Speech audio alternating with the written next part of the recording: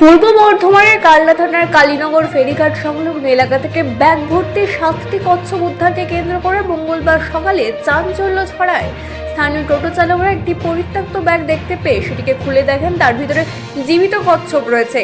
কিভাবে কচ্ছপগুলি সেখানে এলো, সেগুলি পাচারের জন্য আনা হয়েছিল নাকি বিক্রির জন্য, তা খতিয়ে দেখছে পুলিশ। খবর পেয়ে ধাত্রীগ্রাম ফাঁড়ির পুলিশ ঘটনাস্থলে পৌঁছে কচ্ছপগুলিকে উদ্ধার করে। পরে সেগুলি বন দপ্তরের হাতে তুলে দেওয়া হয়েছে বলে জানা গিয়েছে। ঘটনাকে ঘিরে এলাকায় ব্যাপক চাঞ্চল্যের সৃষ্টি হয়েছে।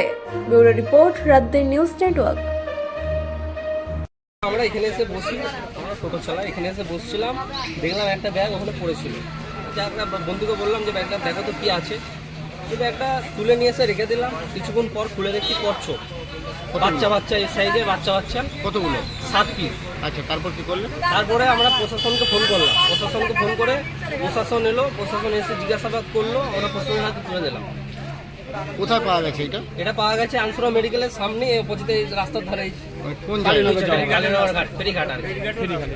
পুলিশ এসে নিয়ে গেছে? পুলিশ এসে নিয়ে গেছে। খবর কে দিয়েছে? খবর ওই তো ফোন করলো জিয়াদা আনসুরা মেডিকেল থেকে। কি নাম আপনার? আমার নাম আকাশ শেখ। বন দপ্তর থেকে এসেছিল? না, বড় থেকে আসে। আমরা পুলিশের হাতে তুলে দিলাম এইটুকু। টোটো চালাবার জন্য এসে এখানে বসে রাখি। হঠাৎ আমাদের একটা বন্ধু দেখতে বললো যে একটা ব্যাগ পড়ে রয়েছে। আমার বললো যে ব্যাগটা কী রয়েছে, ওটা পড়ে রয়েছে। আমি কী জানি, আমরা নিয়ে এসে রাখলাম। পরে ব্যাগ তো হট করে তো খোলা যায় না। কিছুক্ষণ পর আমরা ব্যাগটা খুলে দেখলাম যে 7খানা একটা বাচ্চা কচ্ছপ 7খানা রয়েছে, যে 500 মতন ওজন হবে।